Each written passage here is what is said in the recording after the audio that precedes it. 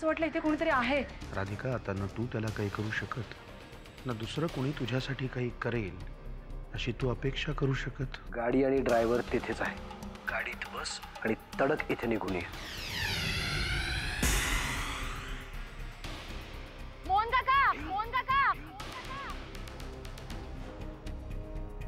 उद्या जर आपली अमृता म्हणाली की तिचं त्या आर्यनवर खरंच प्रेम आहे, तरी सुद्धा त्यांच्या लग्नाला विरोध करणार आहेस का तू? हो.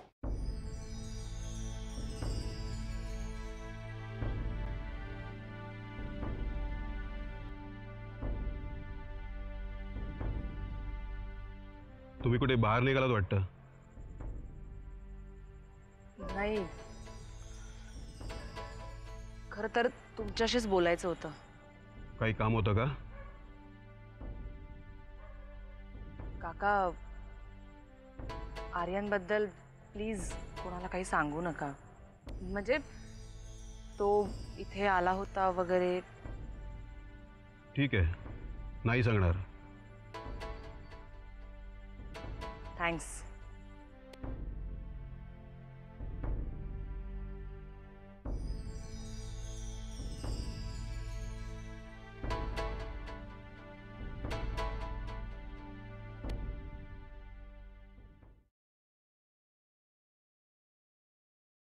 काय गो, कसला विचार करतेस? आली, तुझ्याकडे कुठल्या चांगल्या इस्टेट एजंट किंवा एजन्सीचा नंबर आहे का? भाड्याने घर घेऊन राहायचं म्हणते मी. भाड्याने घर घ्यायचंय? काय बोलतेस तू? तुला माझ्या घरात करमत नाहीये का? नाही ग, तसं नाही. पण कुणाच्या तरी घरी किती दिवस राहायचं? कधीतरी मला स्वतःसाठी दुसरं घर घ्यावं लागेलच ना. हे घर तुझ्यासाठी कोणाचं तरी घर आहे का? अहिल्या, प्लीज प्लीज गैरसमज करून घेऊ नको. मला तसं म्हणायचं नव्हतं. नाही, मला चांगलंच कळतंय तुला काय म्हणायचंय. राधा, राधा, मला खरं खरं सांग, तुला कोणी काही बोललंय का? नाही अहिल्या, मला कुणी काहीही बोललेलं नाही. पण कुणीतरी काहीतरी बोललेली याची वाट तरी कशाला पाहायची? आणि कितीही झालं तरी हे माझं हक्काचं घर नाही आहे, हे सत्य आहे. राधा, राधा, तू काळजी करू नकोस. हे बघ, मी काकांशी बोलेन ना. आता सासरी काही झालं की मुली माहेरी नाही जाणार तर कुठे जाणार? हे बघ, मलाही काकांचं वागणं पटलेलं नाहीये. या अशा परिस्थितीत काकांनी तुझ्या पाठीशी उभं राहायला हवं होतं. तुझ्या नवऱ्याला ना आपण चांगलीच अद्दल घडू. तुझ्यासाठी उत्तमातला उत्तम लॉयर शोधू. हवं तर मी यांच्याशी बोलते. नाही आली, प्लीज तू जिजूना इन्व्हॉल्व करू नकोस, प्लीज. अच्छा, म्हणजे हे तुला काहीतरी बोलले हो ना? मला वाटलंच होतं. एक संधी नाही सोडत मला आणि माझ्या घरच्यांना काही बोलण्याची. हे बघ, तू लक्ष नको देऊ. आली, हे बघ, हे बघ, मी खरंच सांगते, जीजू मला काहीही बोललेले नाहीत. जाऊ दे ना, जाऊ दे, तो विषयच सोड. अगं, तू मला ते ब्युटिशियनचा नंबर दिला होता ना, बघ मी तिला फोनच केला नाही. मी आले हा तिला फोन करून, आलेच मी.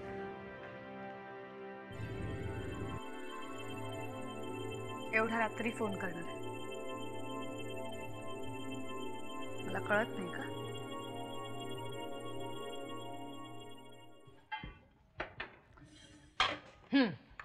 काकू, चिवडा एकदम मस्त झाला होता. काय तू पण शिक आता, नाहीतर घरी गेल्यावर आम्हाला कोण देणार चिवडा? मला येतोच. खरं तर आता तू शिकायला पाहिजे. नवऱ्याच्या घरी गेल्यावर काय दोघं कॉफीच पीत बसणार आहात की काय? जानकी काय घाबरते की काय कोणाला?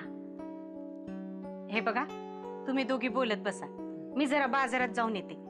का तुम्ही येताय माझ्या बरोबर? नाही नाही, आम्ही दोघी बाहेर चाललोय. बरं ठीक आहे, मीच जाते. पण कुठं जाताय तिकडे नीट जा आणि दोघी जा, एकटं एकटं फिरू नका. हो. काय? हा. येते मी.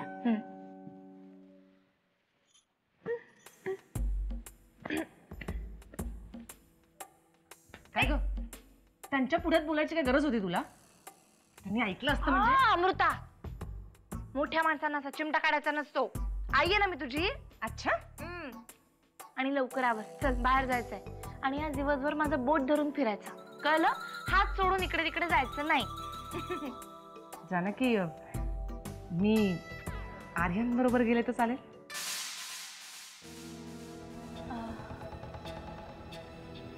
कुठे? इथेच देवळात. जा, पण लवकर या परत. मी पटकन आवरून आले.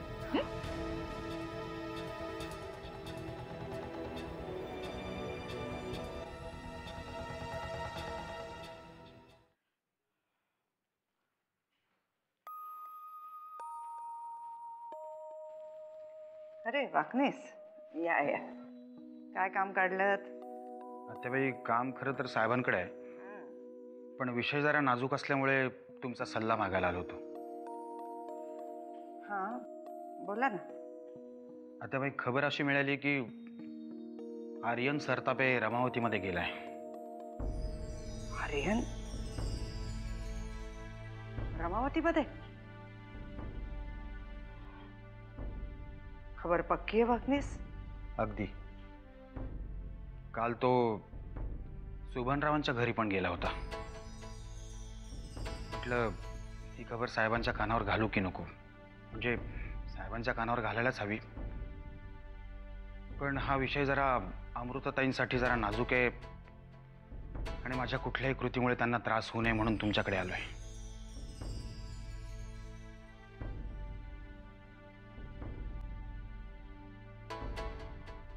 फार चांगली गोष्ट केली तुम्ही वाकनेस.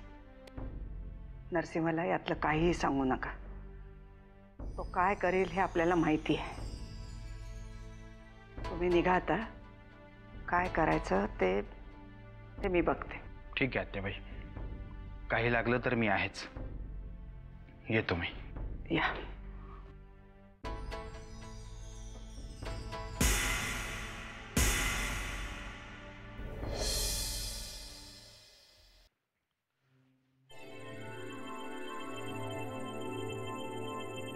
बोल बोल, पटकन बोल. काय आहे? मला घाई आहे. मला विनाकारण उशीर होईल आणि तू तुझ्या मनातलं सांगितल्याशिवाय मला काही सोडणार नाहीस, त्यामुळे पटपट बोल. राधिका मुंबईतच भाड्याने घर घेऊन राहायचं म्हणते. अरे वा, चांगलंय की. मग तुम्हीच बोललात ना तिला? तिला काहीही बोललेलो नाहीये. तिला कोणीतरी बोललंय एवढं मात्र नक्की. त्याशिवाय ती हा निर्णय घ्यायची नाही. नरसिंह भाऊजी तर नक्कीच तिला काही बोलले नाही. आत्याबाई पण बोलल्या नसतील. मला माहिती हे काम तुमचंच आहे. पहिला तुला ह्याच विषयावर बोलायचं असेल तर मी ऑफिसमधनं आल्यानंतर बोलूया. आता मला घाई आहे. म्हणजे तुम्हीच बोलला हो ना? अरे तुम्ही माझ्या बरोबर असं का वागता? रस्त्यावरचं कोणीही इकडे फुकटचं येऊन राहिलेलं चालतं तुम्हाला. पण त्याला कुठे ठेवू आणि कुठे नको ठेवू असं होतं ना तुम्हाला. मग माझी बहीण थोडे दिवस इथे राहायचं म्हणतीये तर तुमच्या झोळीत काय लगेच धोंडा पडतोय? काय बोलतेस तू? मी काय सांगतो ते नीट ऐक. पहिली गोष्ट, मी त्या राधिकाला काहीही बोललेलो नाहीये. शक्यच माझं नाहीये. बोलणं पूर्ण व्हायचं आहे. दुसरी गोष्ट,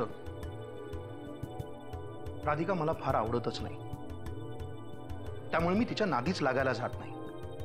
आणि तिसरी गोष्ट, आता मला खरोखरीच उशीर होतोय, तेव्हा जाताना मला त्रास देऊ नकोस. मी आलो की आपण बोलू.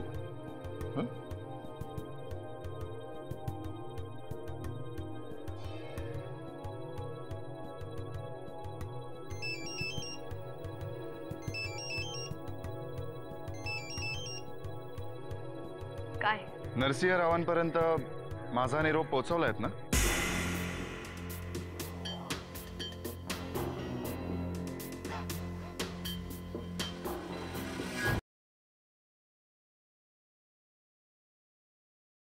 बोला वाकनीस.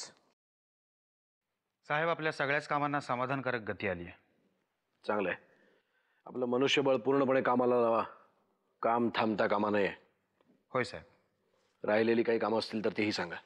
आजचं सगळ्यात पहिलं काम म्हणजे भाऊजी,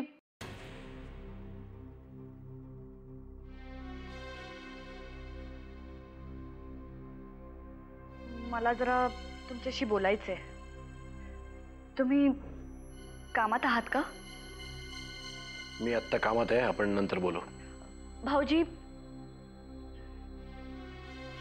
मला खूप महत्वाचं बोलायचंय. ठीक आहे, बोल पटकन. तुम्ही खूप बिझी आहात म्हणून मुद्द्याचंच बोलते. मला असं कळलंय की अमृता पाठोपाठ आर्यन सरतापेही रमावतीला गेलाय.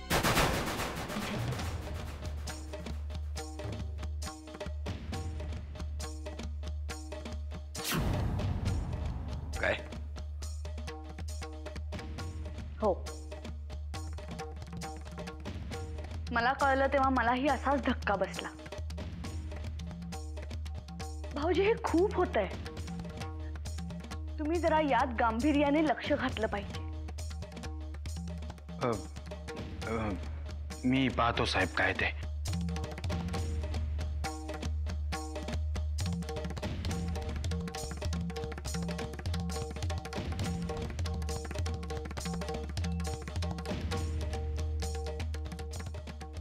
त्या आर्यन सरतापेची हिंमत दिवसेंदिवस वाढतच चालली आहे.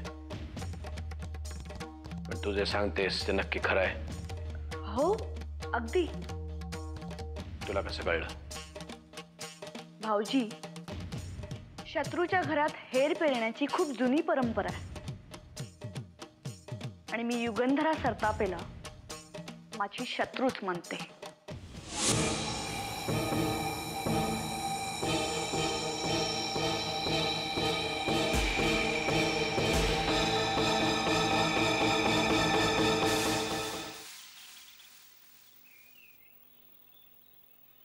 आपण दोघं इथे रमावतीला एकमेकांना भेटलोय, मला अजूनही खरं वाटत नाहीये. चिमटा काढू का एखादा? म्हणजे खरं आहे का स्वप्न आहे ते कळेल. हे काय? आर्यन, किती छळतोस रे मला? मी छळतो तुला? मग तू छळतेस सारखी मला. मी छळते तुला? हे बघ, काय झालं की मार फटका, काय झालं की मार फटका. गेल्या 5 वर्षात तुम्हाला किती फटके मारलेत माहितीये का? माझ्या दंडाची ना अक्षरशः चाळणी झाली अमृता. आर्यन, मी काहीतरी रोमॅन्टिक बोलत होते ना, तू मध्येच मारामारीचा विषय का रे काढलास? शी. पाहिलंस, परत फटका. आर्यन, बरं अमृता, ते जाऊ दे. एक न्यूज आहे. न्यूज? कसली न्यूज? अमृता, मी आपल्याबद्दल आईकडे बोललो आणि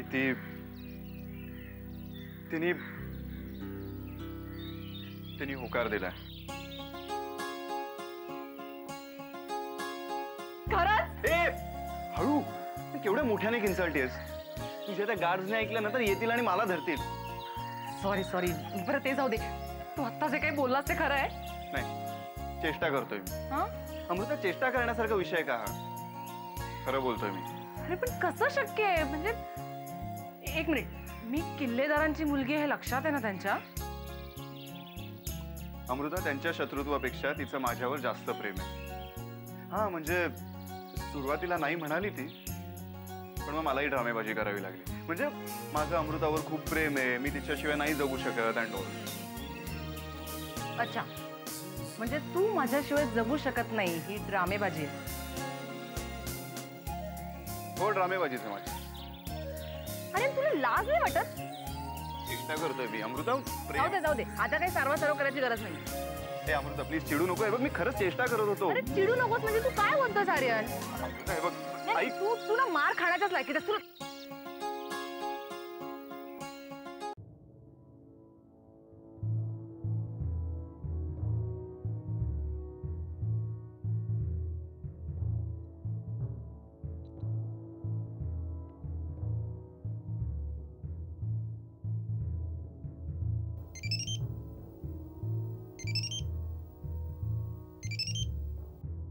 बोला. काही नाही, मी सहजच फोन केला, म्हणजे आठवण आली म्हणून. हल्ली जरा जास्तच आठवण यायला लागली आहे बायकोची. काय करणार, बायकोशिवाय राहायची सवय नाही आहे या नवऱ्याला. एवढ्या कामाच्या दबडग्यात बायकोची आठवण काढायला वेळ होतो? म्हणजे काय, बायकोच्या आठवणीतून वेळ मिळाला तर उरली सोरली कामं करतो मी. तुमच्याशी बोलण्यात कोण जिंकणार आहे ना, या जगात माझी मुलगी आहे ना, जी मला सगळ्याच गोष्टीमध्ये हरवू शकते. आहे का आजूबाजूला? दे जरा तिला. नाही, ती घरात नाहीये, म्हणजे ती बाहेर गेली आहे. आई, गणे आणि अमृता बाहेर गेलेत शंभू महादेवाच्या देवळात. देवळात गेलेत? मग तू नाही गेलीस? मला स्वयंपाक करायचा होता ना, म्हणून घरी थांबली मी. अच्छा, ठीक आहे, तू तुझं काम कर, मी थोड्या वेळाने फोन करतो.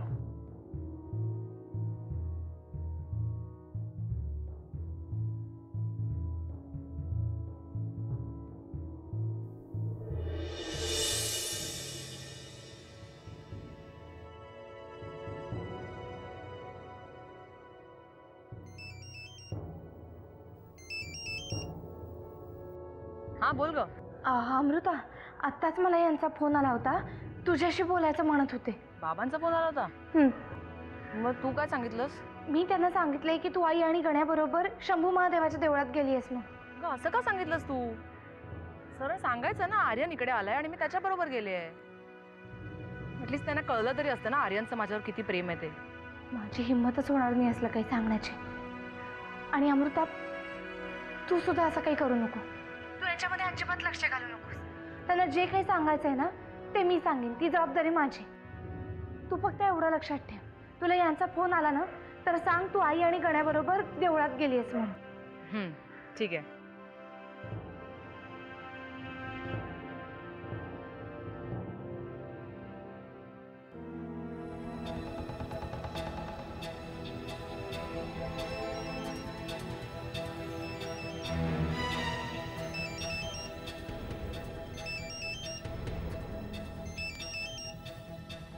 हा बाबा, बोला.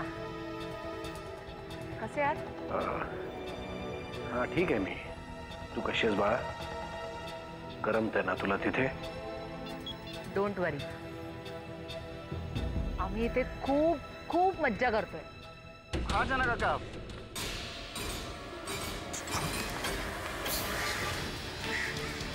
तू कोणाबरोबर आहेस अमृता? कोणाबरोबर म्हणजे आम्ही इथे आलोय ना शंभू महादेवाच्या देवळात. मी बाहेर आले, गण्या आणि काकू आतच आहेत.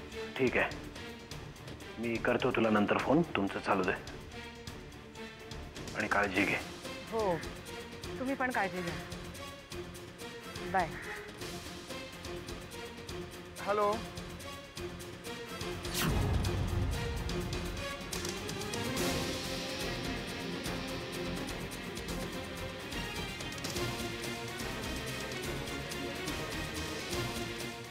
अमृता पाठोपाठ